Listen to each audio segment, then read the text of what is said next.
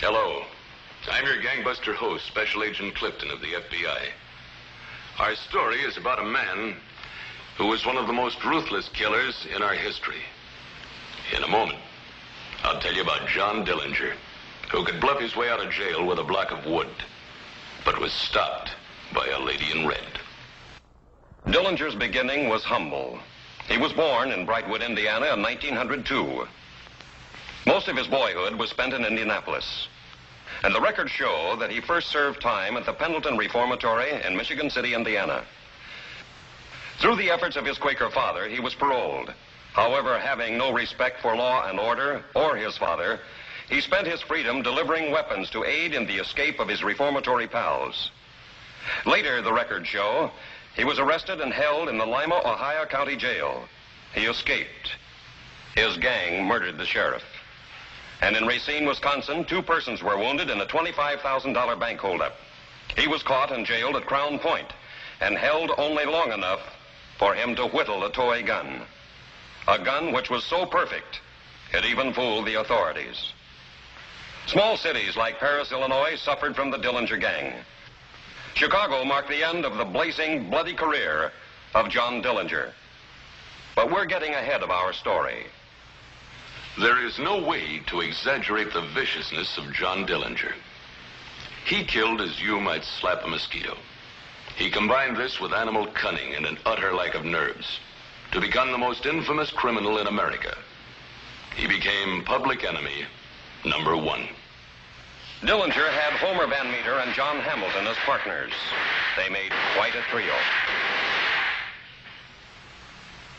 A policeman was dead, and Dillinger's friend, John Hamilton, was badly wounded. Dillinger's procedure was simple.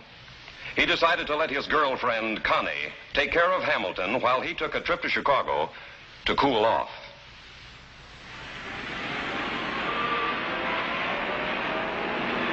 John Dillinger, the personification of the male animal, all appetite and no taste. What?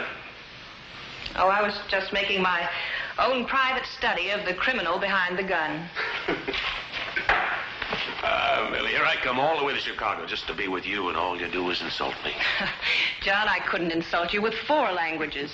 I gave up trying years ago. I don't think you like me. Let's not be childish, John.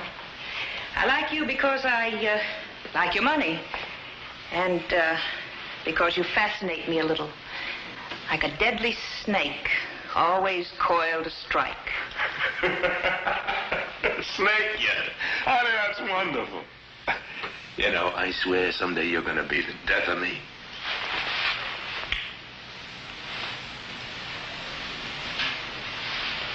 If you ever flex your muscle at me again, John, it will be the death of you. Oh, you got nerve, Millie, real nerve. You and I'll make a good team. Hardly. I don't have much use for the human race, but I don't expect to help you exterminate it. If I were you, John, I wouldn't come back here. Somehow, you don't fascinate me anymore.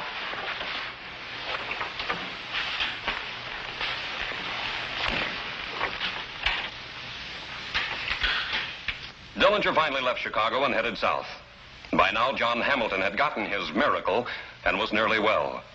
He and Connie were planning to join Dillinger in Tucson, but their trip never came off. Dillinger was brought back to the Lake County Jail at Crown Point, Indiana. Among his visitors was his girlfriend, and she brought him more than words of sympathy.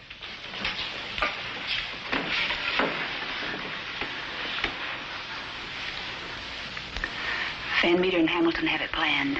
They'll spring you when they take you to court. I've got a better idea. If it works, I'll have to thank my old man for teaching me to whittle. Dillinger's plan was simple. He began to whittle a gun from a block of wood. This normally would have appeared to be child's play. Not with Dillinger. With this desperado, it was deadly serious work. An ingenious scheme to cheat the law. It was slow, tedious labor. He had to be on the alert. Guards checked his cell regularly.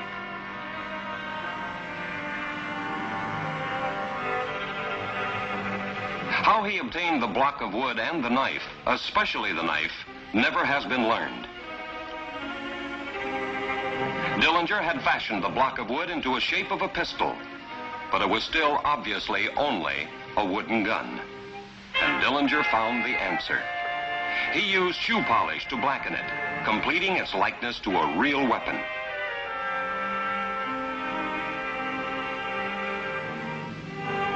At last, the pistol was ready for use at the right time.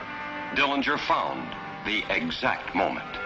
His boundless nerve and a phony gun created one of the most daring jailbreaks in modern criminal history. All right, back to your cot and down on your face. Sure. What's for chow? Stew? Again? There's that cook that ought to be out.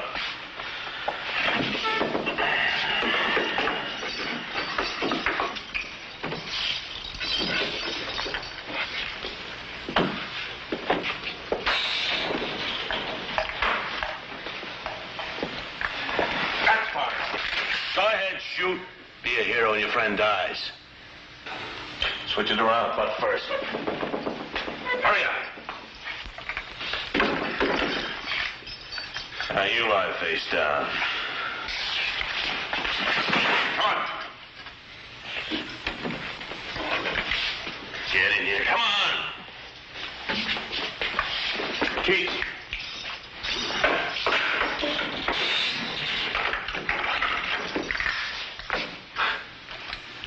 Have a souvenir from John Dillinger.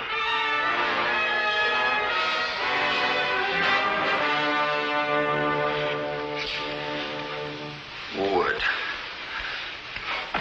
Dillinger's escape was a nationwide sensation, the wooden gun catching the imagination.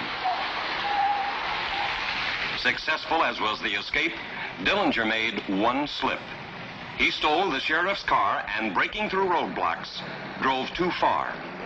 He took it across the state line into Illinois, breaking a federal law. The Transportation of Stolen Property Act. This gave the FBI authority to hunt him down.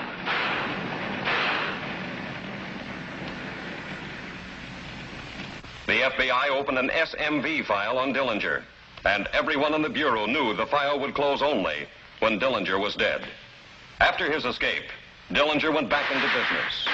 Big business, successful business. So successful, it enraged a whole country. In St. Paul, Dillinger and Van Meter shot their way out of a police trap, but Dillinger was wounded. After treatment by a gang doctor, Dillinger and his friends headed north into Wisconsin, looking for a place to lie low while his wounds healed. Little Bohemia, an isolated and little patronized resort. It seemed to be perfect. So Dillinger took over. There's only a little money in the register. That's all I have. You can take it. That's mighty generous. What'd you say your name was? Arthur. Arthur Troser. Arthur, if it's all the money you have, you better not give it away. But, Got a telephone around here? Yes, over there. Put in a call to John Hamilton. Tell him to come up. We found a home.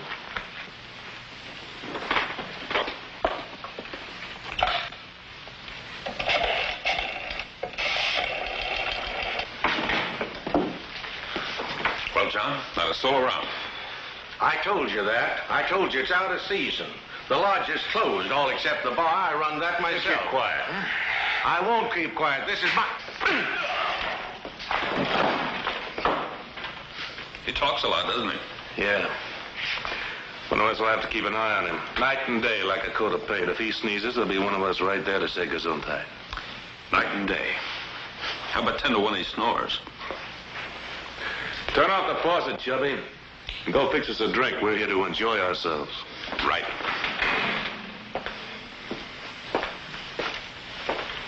Yeah, well, that's fine. Mm-hmm. Walker? Day. Oh, we'll see you then. Kicking me around, shoving me in my own place of business, slapping me.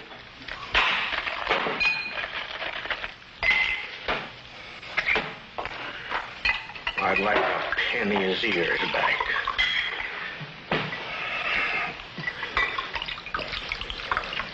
Who does he think he is, anyway? John Dillinger? I imagine so. That's his name. Dillinger. Then you're... Homer Van Meter. And... Babyface Nelson. Please, may I write a letter before you kill me? Kill you? So what do you think we are, homicidal maniacs? We never kill anyone except in the line of duty, Arthur. Now. You just dry those tears. You be a good host for a couple of weeks, and when we leave, you'll not only be alive, but you'll have some of that folding money to remember us by.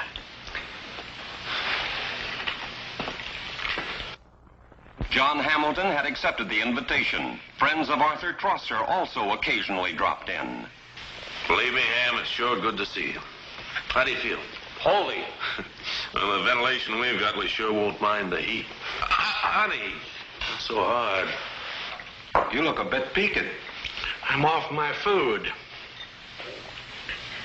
A lot of guests for the off-season. Where are they from? From the city.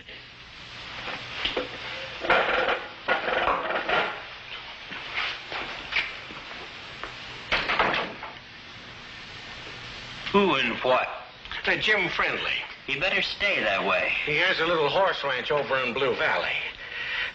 Nice place, too. He has trees, beautiful creek, all filled with trout. You'd like it, Mr. Nelson. It makes a man feel young just to sit by Jim's creek and see one of the new colts come down to get a drink. All knock-kneed and wobbly, but tossing his head... Did I ask you for a nature lesson? All of a sudden, you're full of gab. Why?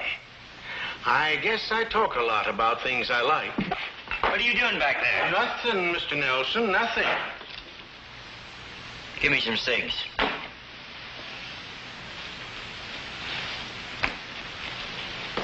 Want some relief?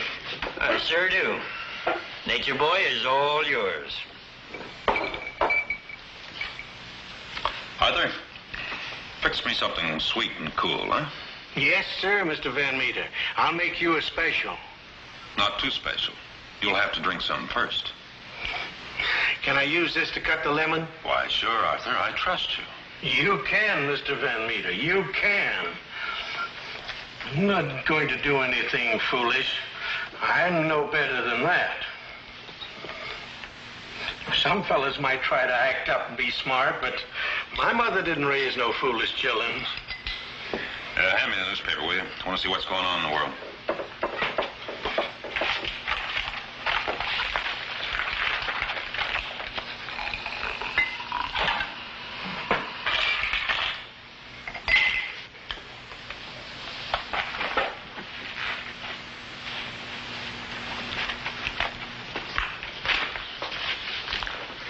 Congratulations, John. You're heading the hit parade. Public enemy number one. Honey, you're famous. Number one, that's great. I had to put that in a frame. I couldn't have done it without you guys helping. Swell. You all sound as if John had just been elected sweetheart of the DAR. Go on, read further about how Eddie Green was cut down in St. Paul. The Barkers, Al Carpus, and now Green. In case you don't know it, that makes one of us next. Okay, so Green's dead. You stop hanging crepe, Homer. Nobody lives forever.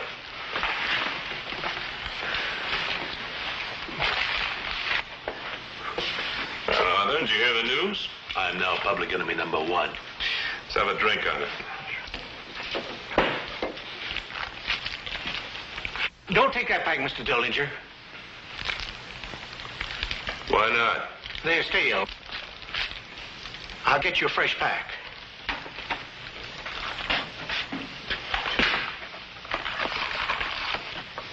Nothing but the best for Mr. Dillinger. It's a good thought. You keep it in mind and make that drink a double.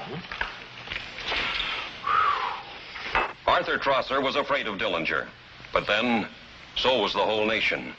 And in spite of his fears, Arthur smuggled out a tip to the FBI. Arthur's friend came back. This was Arthur's one chance. He prayed silently as he planted the cigarette package containing the note for help. Caught in this act, death was certain. The friend was unaware of the explosive message he carried. From Wisconsin came words Flashing electronic words, urgent words. To the police, to the FBI, to the men who stand between you and the killers, came the word, one word, Dillinger. The word was received. Agents put down their pencils and picked up guns. Hurry. No time to call home. At home, the agents' wives start to worry. Some of them start to pray. It's all they can do. Their husbands don't belong to them now. They're G-men, cops, and a cop killer is loose.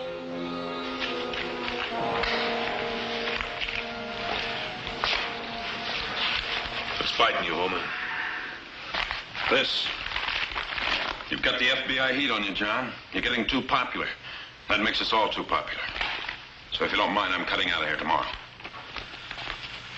Huh?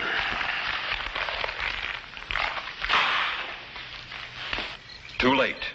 The FBI was there. The trap was closing.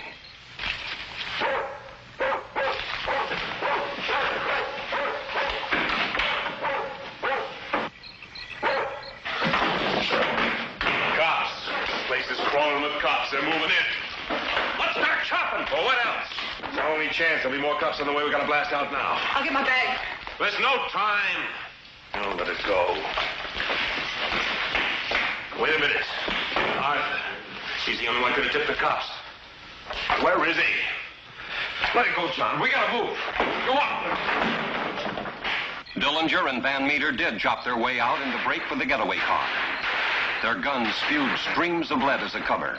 Despite the steady return fire of the officers, Dillinger and Van Meter reached the car and made good a desperate getaway again. The FBI crossed out one member of the gang. Hamilton, trying a different exit from his partners, was cut down.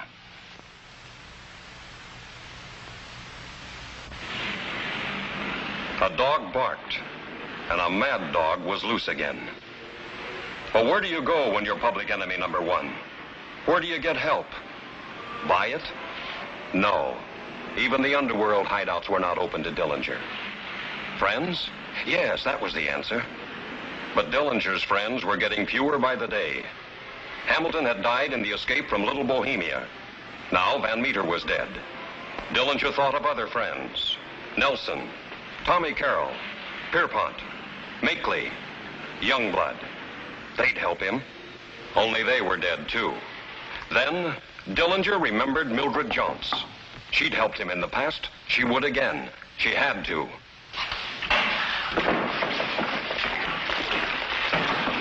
I warned you once, John, I don't like muscle, especially not yours. I don't care what you like or don't like. I'm using your apartment for a while. Why? I need a new face. I'm going to get it right here.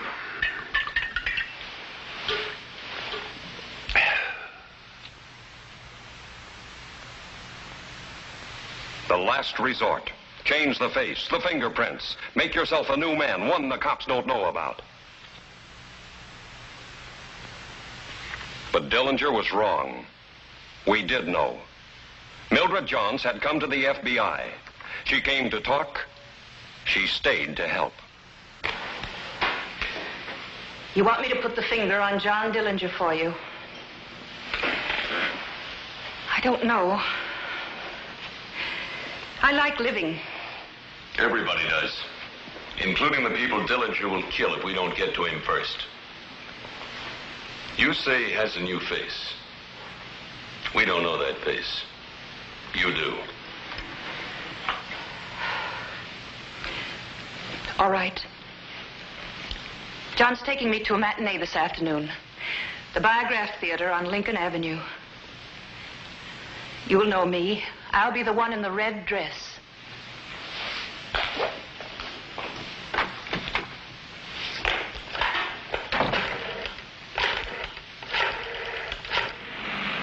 Mildred kept her promise. She appeared at the theater with a friend. The man bought the tickets, and Mildred, trying to locate the agents, gave the signal.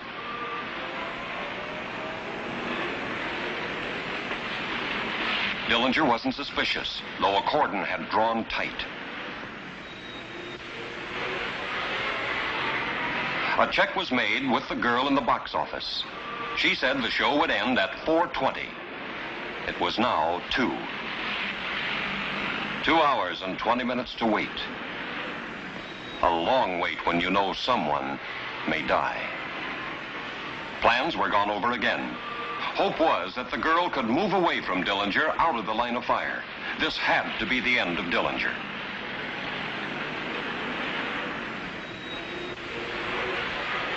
The agents took their prearranged posts, with Clifton posing as a ticket seller. Nervously, watches were checked, and checked again. 2 hours and 20 minutes is a long time. The theater toward a new drama. It was exactly 4:20. This was it. The agents were hoping that Dillinger would come out by himself, making it less dangerous for bystanders.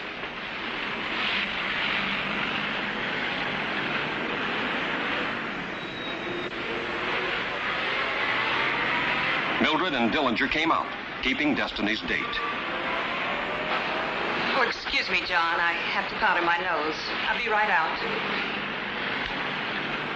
Luckily, she managed to leave him as planned. Dillinger was alone. It was time to move. This had to be it. FBI, Dillinger. Don't move.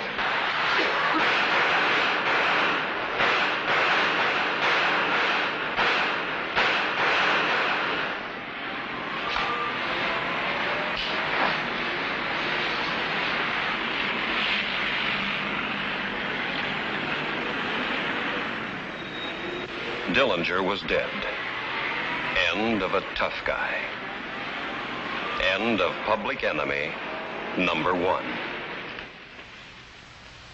And the only person who showed up to claim Dillinger's body was his gentle father. His were the only prayers along that last lonely country road. The road that led to the end of John Dillinger's ruthless criminal career and the graveyard. And so the FBI closed its case on John Dillinger, the man who chose murder as a career. Dillinger's girlfriend, Connie, was sentenced to a prison term for aiding a known criminal. As a result of this case, police began to see the need for better communications between cities and states in order to stop the fast-moving criminal. Within a short time, the use of teletypes and radio were combined with a system of interlocking state alarms. Our next gangbusters case is just as authentic, right from the police files. On behalf of the police, we invite you to join us. Gangbusters, created by Phillips H. Lord.